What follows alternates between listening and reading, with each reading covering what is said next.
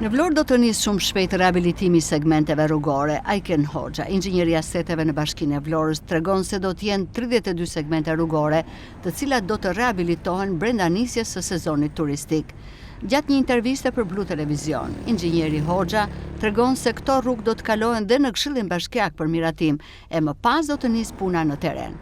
Prej matjeve të cilat po kryen në rrugën Kosova përgjatë kësaj të shtune, inxhinieri i aseteve në Bashkinë e Vlorës tregon se puna do të nisë nga ky segment rrugor. Në ditët të vazhdim do të ketë matje dhe në segmente të tjera rrugor për të hartuar projektet e riasfaltimit. Kjo gjë sipas Hoxhës bëhet me qëllim për të ndikuar në lehtësimin e qarkullimit rrugor.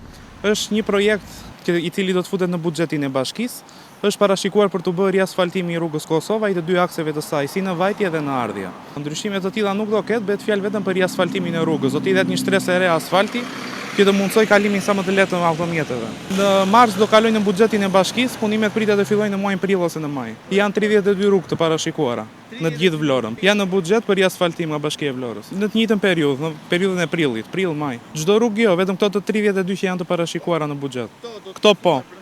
Brenda këtij viti fillojnë dhe mbarojnë. Prej projektit që po zbatohet në qytet për vendosjen e rrjetit të ri me ujë të pishëm, shumë segmente rrugor janë amortizuar dhe shkatruar, duke u kthyer në një problem për qytetin dhe veçanërisht për drejtuesit e automjeteve. Ndërkohë që është domosdoshmëri rehabilitimi i segmenteve rrugor për të ndikuar pozitivisht në lehtësimin e trafikut, veçanërisht gjatë sezonit veror.